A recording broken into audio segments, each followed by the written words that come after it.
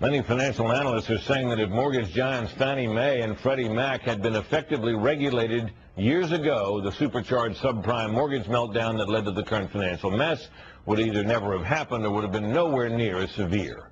Chief White House correspondent Bret Baier rejoins us now to examine the timeline. What were those warning signs? Who raised them and who disputed them? The Bush administration raised red flags starting in April 2001. The 2002 budget request declares that the size of mortgage giants Fannie Mae and Freddie Mac is, quote, a potential problem because financial trouble in either one of them could, quote, cause strong repercussions in financial markets. In 2003, the White House warning about Fannie and Freddie was upgraded to a systemic risk that could spread beyond just the housing sector.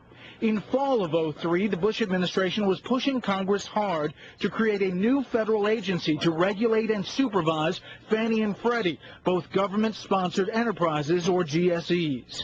We need a strong, world-class regulatory agency to oversee the prudential operations of the GSEs and the safety and the soundness of their financial activities. But then Treasury Secretary Snow was getting a lot of pushback from then-ranking member, now chairman of the House Financial Services Committee, Democratic Congressman Barney Frank. Fannie Mae and Freddie Mac are not in a crisis. In fact, Frank said the federal government should be encouraging Fannie and Freddie to do more to get low-income families into homes. And he believed too many people had a sky-is-falling mentality. The more people, in my judgment, exaggerate a threat of safety and soundness, the more people conjure up the possibility of serious financial losses to the Treasury, which I do not see. I think we see entities that are fundamentally sound financially and withstand some of the disaster scenarios. And even if there were a problem, the federal government doesn't bail them out. But the more pressure there is there, then the less I think we see in terms of affordable housing. The legislation was blocked. In 2005, Fed Chairman Alan Greenspan added his voice on Fannie and Freddie after Fannie leaders admitted major accounting screw-ups. Quote, enabling these institutions to increase in size, and they will once the crisis in their judgment passes, we are placing the total financial system of the future at a substantial risk. Later at another hearing on the topic, if we fail to GSE regulation, we increase the possibility of insolvency and crisis.